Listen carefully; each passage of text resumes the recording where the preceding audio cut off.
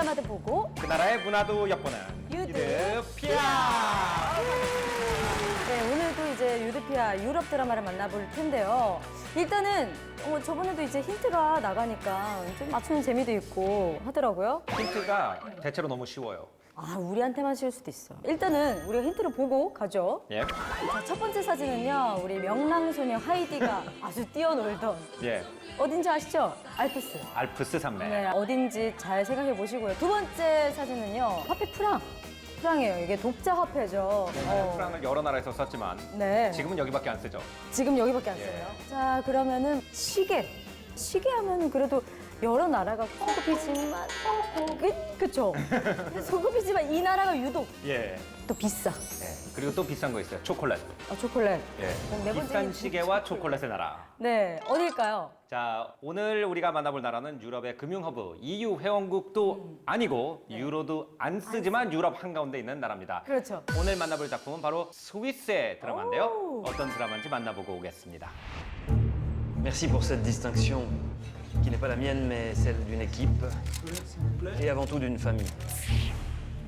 La tradition de Grangier et compagnie, que j'ai le privilège de poursuivre avec mon frère Alexandre, a un seul objectif, la confiance.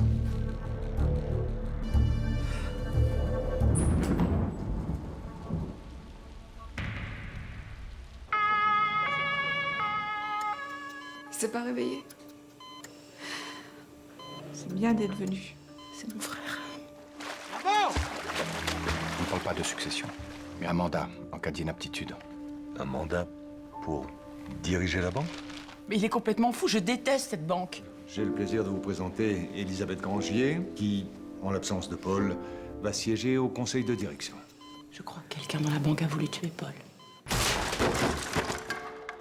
Paul peut se réveiller à n'importe quel moment. Donc on se débarrasse de ta sœur. Et tout de suite.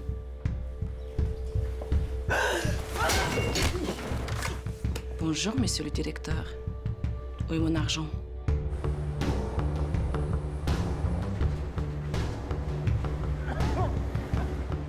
Nous ne voulons plus de paradis fiscaux. Le secret bancaire est mort. Vive le secret bancaire. We want names, Mr. Bartholdi. Je ne pense pas qu'on puisse faire ce métier sans être abîmé. Je sais plus qui est mon frère. Je l'ai mis en garde. Tu sais, c'est un drôle de milieu. Oui, je sais. Je dois découvrir la vérité.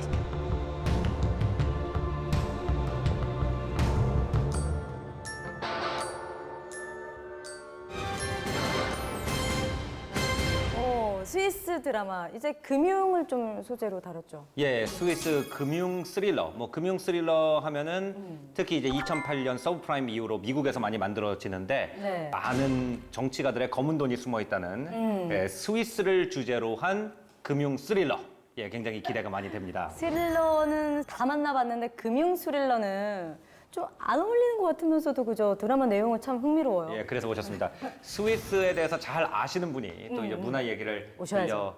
주셔야 되기 때문에 스위스 분을 모셨는데요. 스위스 문화 이야기 들려주실 스텔라 이네세 슈나이더 씨 오늘 같이 합니다. Ja, hallo zusammen, ich bin Stella aus der Schweiz und ich lebe seit 3 Jahren in Korea. 코리아만 들렸어요. 자, 넘어가시죠. 함께 해주셨는데 이제 매번 같이 나오시니까 본인 소개를 한번 해보실까요? 네, 안녕하세요. 드라마 평론가 김선영입니다. 네, 아유, 오늘 또 어떤 좋은 얘기를 들려주실 것 같은데 저는 약간 궁금한 게 아까도 말씀드렸지만 스릴러, 금융 스릴러라는 장르가 네. 도대체 어떤 장르일까요? 네, 좀 독특하죠. 보통 네. 우리가 스릴러 하면은 폭력적인 범죄 사항에서 비롯된 그런 좀 공포스러운 그런 감정을 주로 하는 장르인데 이 작품은 스릴러지만은 피가 거의 안 나와요. 그게 너무 웃긴 것 같아. 네, 피가 그렇죠. 거의 안 나온다라는 말이 자체가 웃긴 것 같아요. 굉장히 무섭습니다. 그러니까 엄청난 거액의 행방과 비밀 계좌의 주인을 추적하는 과정에서 세계 최고의 보안 수준을 가진 은행의 시스템 때문에 굉장히 밀도 높은 서스펜스가 발생을 하거든요. 상상을 해보세요. 그러니까 엄청난 돈이 있는 계좌가 있는데 그 돈을 못 찾아. 얼마나 살 떨리겠어요. 진짜 미쳐 네, 돌아가시겠네요. 진짜 얘기만 들어도. 물리적인 폭력이 없이도 충분히 긴장감 넘치는 스릴러입니다. 스위스 은행가의 갑작스러운 사고, 그리고 또 거액 비밀 계좌를 추적해 나가는 과정을 그린 금융 스릴러 드라마 머니킹. 어떤 점을 주목하면 보면 좋을까요? 이 드라마를 이제 한마디로 요약을 하면 2008년도에 글로벌 금융위기가 있었잖아요. 그 이후에 국제정세의 긴박한 흐름을 반영한 금융 스릴러라고 할 수 있는데 사실 우리나라도 그 글로벌 금융위기 때문에 또 불황이 있었고 그렇죠. 또 부유층의 어떤 탈세라든지 조세 피난 굉장히 좀 익숙한 소재거든요. 그러니까 네. 충분히 공감하면서 보실 수 있고 또 여기에 더해서 그 재벌과의 은밀한 사생활, 불륜, 또 출생의 비밀 같은 K-드라마에 익숙한 요소들이 곳곳에 숨어있기 때문에 충분히 재밌게 감상하실 수 있습니다. 오, 재밌는 거 다 껴놓네요.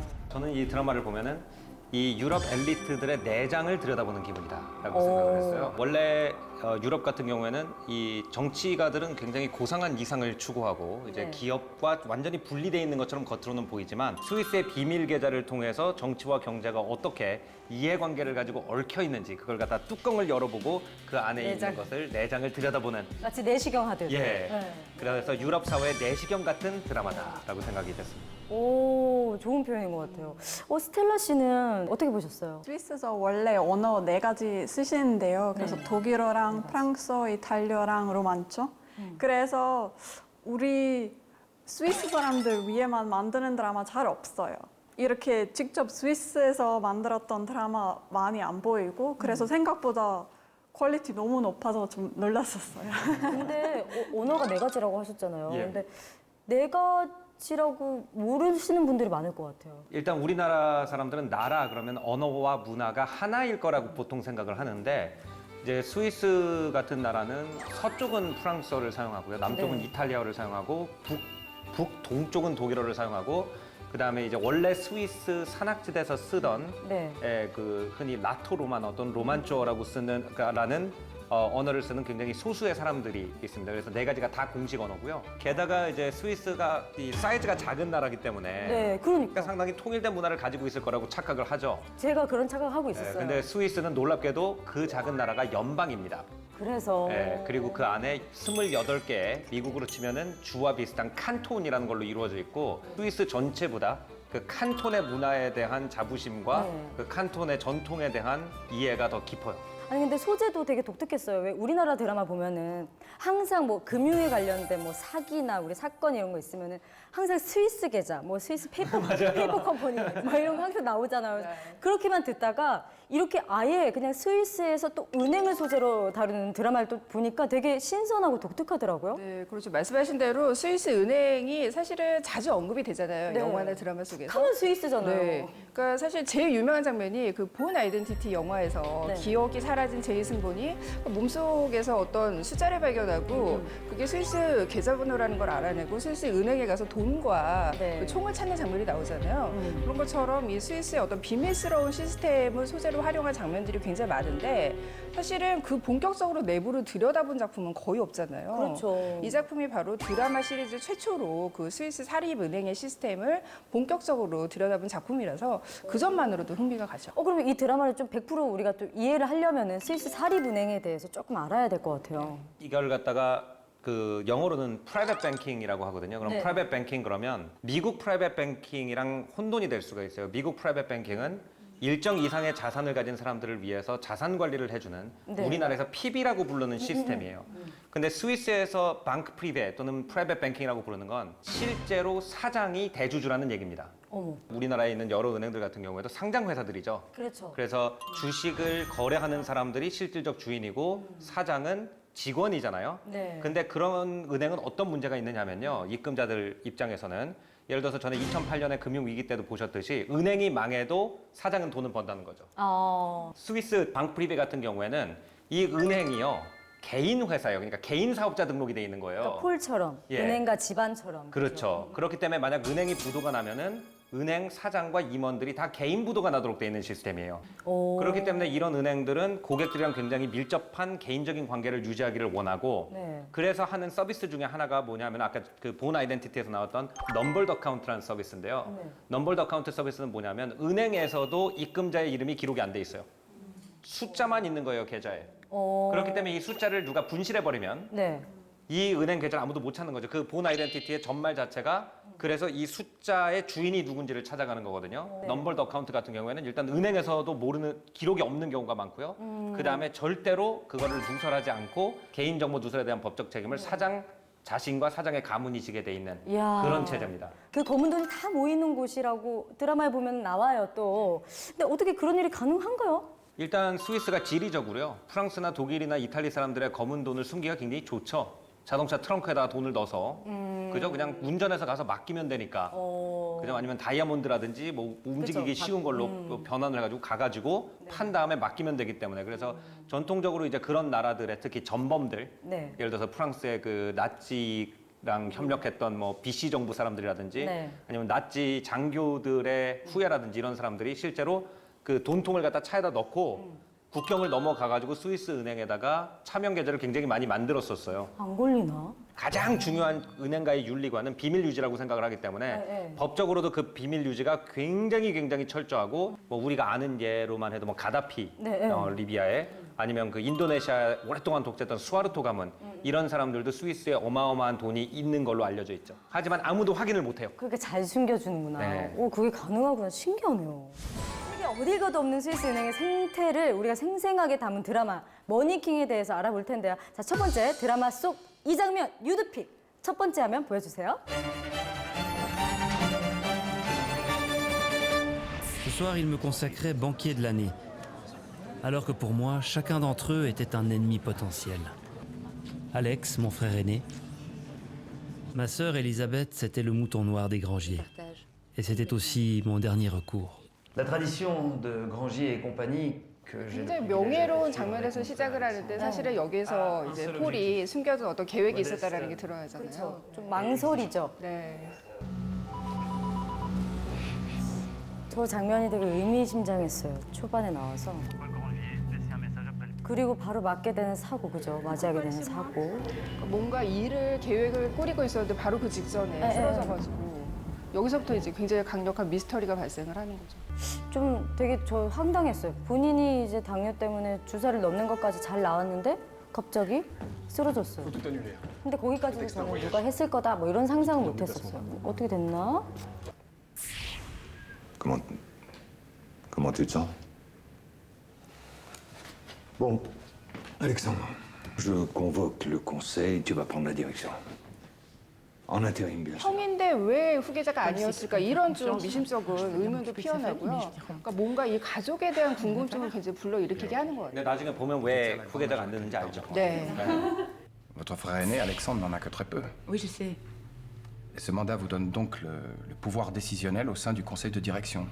Vous pourrez élire un directeur, voire prendre la direction.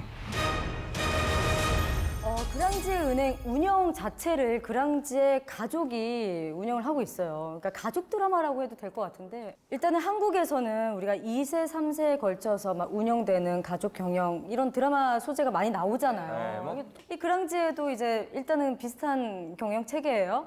그래서 좀 어떻게 보면은 평범한 가족 같지는 않아요. 대부분 아마 스텔라 씨 같은 경우에는 그 유럽에서 이런 가정 많이 없잖아요, 그죠? 네, 잘 없는 것 같아요. 좀. 그렇죠. 유럽은 아무래도 우리나라보다 자본주의가 오래됐기 때문에 진짜 이렇게 오너가 직접 경영을 하는 경우가 별로 없거든요.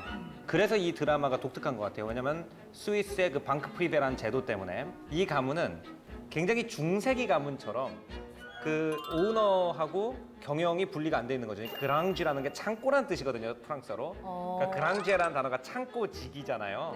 이 가문 같은 경우에는 일반적인 유럽의 가문이 아니라 오히려 자기의 직종이 자기 가문의 아이덴티티고 그걸 갖다가 계속 애들한테 승계시키는 것으로 가문의 존재 목적을 찾는 현대 유럽보다는 몇백 년 전의 유럽의 모습을 볼 수 있는 약간 그런 가정인 것 같아요. 금융계의 고고한 명문가로서 굉장히 이제 자부심을 가지고 있는 그런 집단인데 사실은 그 안에 내부를 살펴보면 굉장히 좀 어두운 비밀과 추악한 어떤 범죄까지도 숨기고 있는 그런 폐쇄적인 집단이잖아요. 네. 그러니까 사실 이 가문의 위기가 외부에서부터 오지만 사실은 그 내부에서부터 이미 오래전에 어떤 균열이 생기고 있었다. 그러니까 대표적인 장면이 그중에서 엘리자베트가 딸인 잔에게 사실 어두운 가족사를 고백하는 장면이 있어요. 사랑해서 결혼을 하고 잔을 임신을 했는데 부모님이 그 반대를 하면서 아이를 지으라고. 똑같네, 한국이랑. 그렇죠. 근데 굉장히 이 가문은 가족을 중시하고 그렇죠. 이런 집단인데 좀 이중적인 태도가 드러나는 거죠. 네. 근데 이 장면이 굉장히 좀 충격적이기도 하고 이 후반부의 그 미스터리하고도 연결되기 때문에 이 가문에 숨겨져 있는 비밀을 좀 집중해서 보시면 굉장히 재밌을 겁니다. 근데 이제 그랑지의 가족들을 보면은 뭐 각자의 매력도 있지만 가장 좀 주목해서 봐야 될 가족이 누굴까요? 아무래도 이제 좀 실제적인 주인공이라고 할 수 있는 엘리자베트. 그러니까 이 엘리자베트라는 인물이 그랑지의 가문의 흑역사를 좀 청산하고 어떤 새로운 대안을 제시할 인물이다라는 거를 앞에서 좀 암시를 하고 있고요. 실제로 이제 엘리자베트가 폴의 후임으로서 그 은행이 위기에 처했을 때 직원들이 불안해하니까 그 앞에서 굉장히 명료하게 연설을 하면서 직원들을 좀 진정시키는 장면이 나와요. 직원들까지 가족처럼 챙기면서 진정한 어떤 가족 기업의 이상을 좀 실천해주는 어떤 리더십을 발휘하는 그런 장면이거든요. 엘리자베트의 그 행보에 집중해서 보시면은 이 드라마의 흥미로운 관전 포인트가 될 수 있죠. 그 세 그 아들 딸이 있는데 폴은 중세 마인드예요. 아버지의 영광을 내가 이어야 돼. 이어야 돼. 그다음에 알렉스 같은 경우에는 미국 창업자 마인드예요. 야망. 네, 그다음에 엘리자베트가 굉장히 그냥 보편적인 유럽 부잣집 딸이에요. 엄마 아빠가 돈 다 벌어놨으니까 나는 가난한 사람들 돕고 나는 뭐 대기업 비리 폭로하는 기자랑 뭐 사귀고 그래서 그 세 개의 유럽의 엘리트 집안 아이들의 전형을 갖다가 이제 남매로 배치를 한 게 전 되게 재미있었다고 생각해요. 주연 배우를 비롯해서 정말 연기파 배우들이 많이 출연했다고 들었어요. 네, 좀 국내 시청자들이 알만한 그런 배우들을 찍자면 이제 블랑쉬 역의 브리지트 포시 이 배우 같은 경우에는 프랑스 배우인데 그 르네 클레망의 굉장히 전설적인 영화죠. 금지된 장난이라는 그 영화를 통해서 6살 나이에 데뷔를 했어요. 진짜 오래됐구나. 그래서 그 영화의 포스터를 보면 굉장히 어린 그 꼬마 소녀의 모습이 나오는데 그 앳된 소녀의 모습을 이제 지금의 블랑쉬 부인의 모습과 이제 대조해서 보면 굉장히 재밌을 거고 또 폴에 숨겨진 연인이었죠. 루나 역의 루즈나 아자발이라는 배우는 이제 우리나라에서도 좀 유명한 그을린 사랑이라는 작품으로 그 아카데미 외국어 영화상 후보에까지 올랐거든요. 거의 유수의 국제영화제에서 여우주연상을 거의 휩쓸었어요. 또 여기 미스 스위스가 출연했다는 얘기가 있습니다. 그래요? 네, 굉장히 미모가 돋보이는 분인데 누군지 알 것 같아요. 그 펄 와이프 분이가 몇 년 전에 미스 스위스였던 분이었어요. 좀 모델 포스가 풍겨요. 그죠? 걸을 때도 이렇게 배운 워킹이지 그냥 걷는 게 아닌 이런 느낌. 와, 되게 흥미롭다. 이렇게 한 분 한 분 다 보니까. 자, 이 두 번째 유드픽 한번 화면으로 만나보실게요.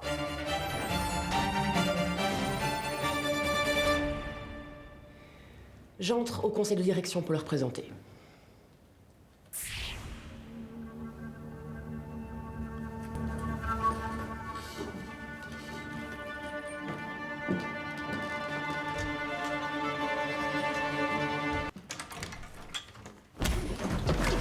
Bonjour, monsieur le directeur. 저 마피아 역할 한번 카리스마 장난 아니에요. 맞아요. 보로바. 진흙탕 싸움도 안 만들면서 되게 그저 딱 잘 치고 빠졌던 캐릭터 같아요. Tu peux nous laisser, s'il te plaît, je suis occupé là. Je suis ravie de rencontrer la famille au complet. La banque Granger est une affaire de famille. Paul me doit 50 000. 결코 떳떳한 돈만 취급하는 게 아니라는 게 여기서 좀 드러나고. Trouver une solution rapidement. Madame Grangier. 이 장면도 좀 달랐어요. 우리나라는 저런 상황이었었으면 고객들이 난리 났었을 거예요. 농성하고 막 그랬을 텐데 되게 침착한 접근이었던 것 같아요. 우리나라에 아니요, 비해서. 저 정도면 농성 난 거죠. 우리나라 비해서. 아니, 전 엄청난 농성이에요. 그래요? 예, 되게 침착하네요. 유럽의 저 계급의 사람들은 치고는 굉장히 격하게 지금 감정 표현을 하고 있어요. Ok. L'article dit que les Américains veulent le nom de tous les employés de la banque. Est-ce qu'on risque d'être inculpé? Non. Nous avons besoin d'une vraie direction et pas d'un conseil de façade. Ça va pas ou quoi? Non, mais il a raison. Je suis pas là depuis très longtemps. 저 때도 되게 침착하게 잘 다가섰던 것 같아요. 고객들한테. 폴이 왜 후임으로 정했는지 알 수 있는 그런 장면이죠. 보여준 장면이었던 것 같은데. Contrairement à la banque qui fait la une des journaux ce matin, nous sommes une banque familiale. Mieux, nous sommes une communauté. Alors, restons soudés pendant cette épreuve, car ensemble on est plus fort. 근데 주된 배경이 일단 스위스 은행이다 보니까 아까 고객들도 딱 보면 아시겠잖아요. 그러니까 되게 어떻게 보면 가진 자들이에요. 근데 그런 분들 뭐 뒤에서 좀 가식 떠는 거와 뭐 위선들을 많이 보여주는데 어떻게 보셨어요? 좀 대표적인 장면이 바르톨디가 이제 스위스 연방의회를 네. 찾아가가지고 미국이 어서 빨리 고객들의 명단을 내놓아라라고 말하는 상황인데 그게 스위스 현행법에는 분명히 저촉이 되니까 이게 처벌받지 않도록 현행법을 좀 고쳐달라. 또 이에 앞서서 우리 은행의 이 위기를 VIP 고객들을 꼭 지켜야 된다라는 대사와도 연결이 되면서 결국에는 어떤 특권층의 이익을 지키려는 특권층의 네. 허상을 좀 보여주는 그런 장면이죠. 그리고 좀 흥미로운 게 뭐냐면은 여기에 보면은 이제 자기 돈 없어진다 그러니까 모피코트 입고 다들 달려와가지고 이제 막 그 높으신 분들이 네. 거기서 내 돈 어떻게 된 거냐 막 이런 장면이 나오잖아요. 근데 사실 이 장면이 좀 재밌는 게 뭐냐면 유럽의 상류층들 같은 경우에는 돈 얘기를 하는 걸 굉장히 예의 없다고 생각을 해요. 그러니까 마치 나는 원래 가진 채로 태어났기 때문에 난 돈 따위는 관심 없어. 연연해하지 않아. 네, 나는 뭐 돈에 신경 쓰는 사람 아니야. 약간 이런 거를 굉장히 많이 좀 티를 내거든요. 그래서 예를 들어서 네. 제 친구 중에 이제 프랑스에서 좀 잘 사는 집안 친구가 있는데 음식점에 가면은 뭐 이렇게 빌지를 갖다 이렇게 거꾸로 뒤집어서 이렇게 주잖아요. 네. 근데 이걸 안 뒤집고 그냥 크레딧 카드를 올려요. 확인을 안 해요. 아, 그래서 왜 그러냐 그랬더니 아니 실수할 수도 있지 않냐고 음식점에서 그랬더니 야, 저 사람들이 나보다 가난한데 와인 한 병 더 차지했으면 그건 그냥 팁으로 주는 거지. 이런 식으로 얘기를 하는 거를 되게 자기는 이제 있어 보이는 행동이라고 생각을 약간 하는 그런 게 아이고. 있거든요. 그래서 이 스위스 은행이라는 것이 굉장히 재밌는 게 뭐냐면 유럽의 엘리트들이 워낙 돈 얘기를 안 하기 때문에 네. 그들이 돈 얘기를 할 수밖에 없는 공간. 여기다가 이렇게 딱 현미경을 대면은 이제 진짜 뒤에선 어떤 일이 일어나는지가 이제 다 나오니까 그래서 재밌는 것 같아요. 근데 진짜요. 이게 우리나라는 그 밥자리에서 아니면은 부동산 얘기, 주식 얘기 언제 안 그래요, 스위스는? 네, 좀 덜 그런 것 같아요. 원래 밥 먹으면서 돈 얘기하면 좀 예의 없어 보일 수도. 돈 얘기를 언제 해? 친한 친구만? 근데 스위스 재벌 딱 보면은 정말 우리가 아는 재벌들이랑 확실히 달라 보이긴 해요. 네. 뭐 행동도 그렇고 실제로 겪어보니까 어때요? 한국 재벌들과 많이 달라요? 뭔가 스위스에서 아니면 유럽 쪽에서 돈 많으면 좀 덜 티나게 행동하는 것 같아요. 과시하지 않고. 네. 과시하지 않고 네. 자랑하지 않고. 그리고 뭐 기사분까지 있는 사람들이 또 별로 없고. 그러니까 대통령들이 막 본인도 뭐 지하철 타고 버스 타고 다니고 우리나라는 네, 맞아요. 절대 있을 수가 없는 일인데. 보디가드도 없이 그냥 기차 기다리면서 휴대폰도 하고 뭐. 아니 뭐 지하철 타고 가다가 옆에 딱 봤는데 혹시 대통령 아니세요? 이렇게 해서 그냥 사진 한번 그냥 이런 게 너무 자연스러운 일인 거예요. 네, 좀 자연스러워요. 유럽 대륙 같은 경우에는 네. 어떤 게 있냐면은 시민혁명을 굉장히 많이 겪은 나라잖아요. 네. 근데 시민혁명 때 이제 옛날에 돈 많은 사람들이 막 가발도 막 쓰고 막 주얼리 주렁주렁 달고 다니다가 한번 다 단두대로 끌려가가지고 목이 날아간 경험이 있기 때문에 굉장히 조용하게 즐긴달까? 그래서 그 유럽 부자들 모이는 동네가 스위스에 많이 있거든요, 사실. 아니면 어디 섬으로 헬리콥터 타고 가서 거기서만 자기끼리 즐긴다든지 그러지. 옆에 서민들이 있는 데서 돈 있는 티를 내는 것이 자기한테 도움이 안 된다는 걸 알고 있어요. 그러니까 예를 들어서 슈퍼카 얘기를 제가 잠깐 하면요. 사람들이 네. 그래요. 유럽 길거리 돌아가면 슈퍼카 하나도 안 보이는데 왜 슈퍼카가 다 유럽제냐? 그 이유가 뭐냐면은 유럽에 돈 많은 사람들은 슈퍼카가 있긴 있거든요. 근데 어디에 있냐? 안 타고 다녀. 경기용 트랙에. 왜? 거기서만 타게? 네, 왜냐면 어차피 경주용 차니까 괜히 파리에서 그거 타고 돌아다니면서 사람들이 쳐다보면은 증오만 폭발하잖아요. 그러니까 조그만 경차를 타고 전기차를 타고 트랙에 가요. 네. 그래서 트랙에 가면은 자기 누구가 직원이 다 이렇게 닦아놓고 정리해놓고 그러면 거기서만 10바퀴 왱 돌고 다시 경차를 타고 들어오는 거죠. 제가 유럽을 갔었잖아요. 왜 이렇게 외제차 삐까뻔쩍한 게 없나 했어요. 진짜 없더라고. 근데 그럼에도 불구하고 그 나라 명품 샵이나 이런 데도 잘 돼. 자기네들끼리 과시를 하러 가는 동네에 가면 명차도 엄청나게 많고 명품도 엄청나게 많은데 굳이 파리에서 왔다 갔다 하면서 그거를 보여줄 필요가 없다고 생각하는 거죠. 야, 진짜 이거 너무 재밌다. 예, 유럽의 재벌 세계는 좀 많이 달라서 그런지 너무 재밌고 일단은 점점 더 드라마가 궁금해지는데 세 번째 유픽 보실게요.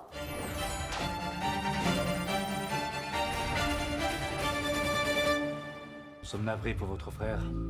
Comment va-t-il? Bien, merci. Mieux que moi. De toute façon, s'il se réveille, la vie normale pour lui, c'est terminé. Je sais, pour moi aussi. Elisabeth a pris la direction de la banque avec ce mandat, c'est la merde. J'ai un mari dans le coma. 2 enfants qui ne reverront jamais leur père. Tu es son épouse, c'est à toi de décider. Qu'est-ce que vous faites là? Vicky! Oh,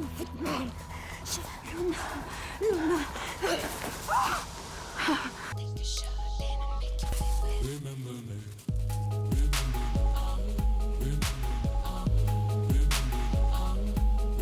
Elisabeth, ce qui vient de se passer ici ne doit plus se reproduire. Tu me demandes de me taire? J'entends ton point de vue, ce sont des mesures dures, je suis d'accord. Tu ne dois plus intervenir. Je représente Paul. La gestion de la banque, ça me regarde, non? Qu'est-ce qu'elle sait? Ne vous inquiétez pas, je la connais parfaitement, je la gère. Elle n'a plus accès à rien. C'est fini. Vraiment. Vraiment. Une femme à la direction de la banque. Il est temps, tu crois pas? Elisabeth a pris la direction de la banque. Elle ne restera pas longtemps.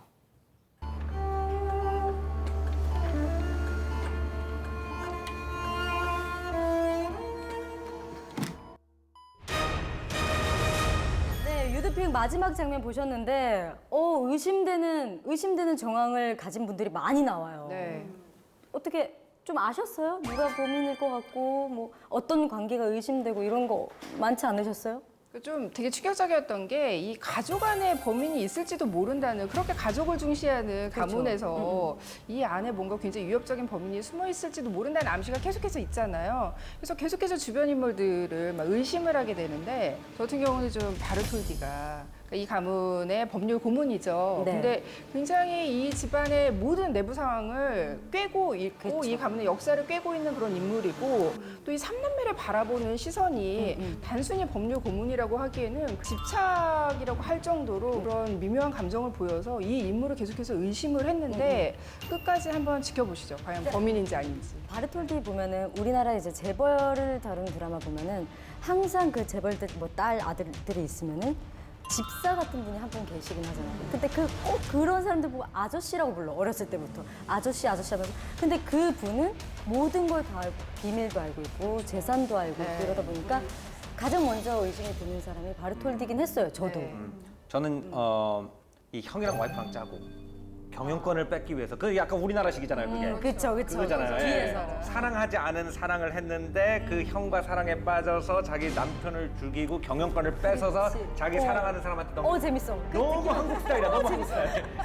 희열. 저는 그 장면이 나왔잖아요. 나오고 나서 언젠간 그 장면에 대한 얘기를 다루거나 아니면은 그 재수 씨와 그 형님의 뭐가 있을 줄 알았어요. 그게 한국 드라마스러운 전개인데 그래야지. 그 불륜이라는 코드가 단순히 어떤 자극적인 소재로 끌어들인 게 아니라 사실은 이 그랑제 가문이 얼마나 사랑 없는 관계인지를 보여주는 그런 상징적인 장면이고 포를 누가 해쳤는가 그 범인 못지않게 좀 충격적인 어떤 미스터리의 반전이 있는데 그 반전을 또 암시하기도 하는 장면이거든요. 그러니까 사실은 이 불륜 코드 쓸데없지 않습니다. 좀 흥미롭게 보시면은 결말에서 좀 더 그랬구나. 죄송합니다. 제가 쓸데없게 봤을 뿐이지. 불륜 없는 드라마. 아니 말이 돼요. 그래요. 맞아요.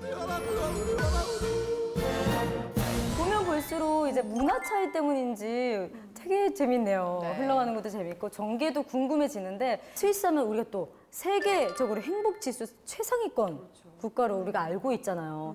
유럽에서 스위스를 바라보는 시선이 진짜 그런가요? 어떤가요? 그런 것도 있긴 한데 그것보다는 그냥 스위스 사람들이 다 부자인 줄 알아요. 외국인들이. 근데 부자예요. 부자예요. 아니에요. 왜냐면 제 프랑스 친구 중에 앙시라는 동네 친구가 있는데 이게 스위스 국경 바로 옆에 있거든요.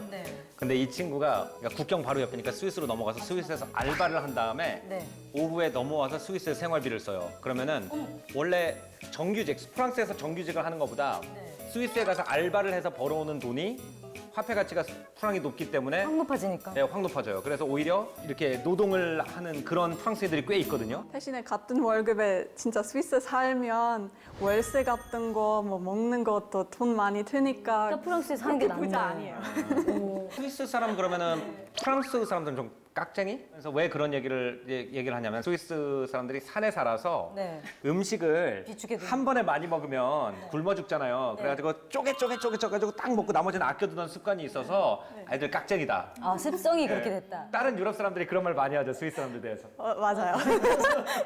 저도 많이 터지시는 거 보니까 맞나 보네요. 또 한국이 또 70%가 또 산으로 아름다운 절경이. 그 산이 아니에요. 그래 또 산으로. 정말 높아. 와 진짜 높아. 그렇긴 한데 등산 문화도 좀 많을 것 같은데 스위스는 어때요? 아까 말씀하셨던처럼 높이랑 이런 게 아예 높아서 좀 가볍게 오늘 등산할게 하는 마음으로 가는 거 아니에요. 안 돼요. 며칠 전에 준비해서 뭐 챙길 거 챙기고 그리고 날씨도 어떤 건지 보고 좀 더 조심스럽게 가는 거고. 절대 뭐 이렇게 우리나라처럼 선캡 쓰고 이렇게 막 이렇게 못 가는 등산 못 가요? 좀 안 해요. 안전 생각해야 돼서. 그리고 그래서 한국에서 등산하면 뭐 막걸리 같은 것도 많이 마시면서 등산하잖아요. 그렇죠. 그거는 안전 때문에 좀 덜 나는 것 같아요. 올라가서 식당 있으면 시원한 맥주 한 잔? 그 정도? 그래요. 스위스 여행 팁은 알려주세요. 스위스가 기차 여행하기 참 좋아요. 너무 예쁠 것 같아요. 네, 기차가 이렇게 옛날에 지어가지고 산능선이 타고 이렇게 예뻐. 하거든요. 예뻐. 너무너무 좋아요. 그 칸톤이 여러 개 있다 보니까 마을마다 굉장히 뭐 건축 스타일도 다르고 약간 색이 다르죠. 예, 그리고 예쁘고 그 나름대로의 아름다운 문화를 가진 소도시들이 굉장히 많아서요. 미국 간다 그러면 거의 대부분 뉴욕 가고 영국 가면 런던 가고 프랑스 가면 파리 가는데 스위스는 여기서 오전 보내고 기차 타고 여기서 오후 보내고 좋다. 예, 그다음에 다음 마을에서 자고 이런 식으로 여행하면 참 좋더라고요. 아, 이거 기차 여행 꼭 해봐야겠어요. 네, 그거 하면 완전 재밌을 것 같아요. 재밌을 것 같다니요. 스위스 분 아니세요? 한국 사람인 줄. 스위스에서 인터라켄이나 루체른 그 두 가지 많이 가는데 이제 추천 좀 할 거면 뭐 프랑스 하는 지역이나 뭐 루만츠 하는 지역이나 이탈리아 하는 지역에 가면 좀 더 전통스러운 문화 볼 수 있을 것 같아요. 전통 문화를 볼 수 있는 곳 진짜 가보고 싶은데. 막 전통 시장도 있고. 네, 그런 것도 있고요. 뭐 예를 들어 이탈리아 하는 지역 가면 루가노라는 도시 있고요. 거기서도 큰 호수의 옆에 예쁜 산 많아서 산열차 타서 올라가면 정말 아름다운 뷰 볼 수도 있고요. 그리고 먹을 것도 굉장히 맛있어요. 제가 제일 좋아하는 스위스 요리 쯔리크슈나틀렛이라는 요리인데요. 쯔리라는 도시 있잖아요. 그래서 그 도시의 전통 소고기 크림 소스 요리인데요. 원래 감자전이랑 비슷한 거 같이 먹는 거예요. 맛있어요. 스위스 음식은 궁금하긴 하네요. 스위스 음식 드셔보셨어요? 아무래도 이제 프랑스에선 제네바가 접근하기가 가장 쉽거든요. 네. 근데 거기 가면은 이제 한국인들이 조금 힘든 게 뭐냐면 고산지대다 보니까 야채가 많이 없고 유제품을 굉장히 많이 써요. 그러니까 파스타도 거의 대부분 크림 파스타고, 예, 그리고 뭐 퐁듀 같은 거 치즈 녹여가지고 거기다 뭐 이렇게 고기 찍어 먹고 뭐 이런 것도 많이 있고. 정말 유제품 많이 있는데 스위스 여행 가면 딱 주의해야 되거나 뭐 그런 상황이 있을까요?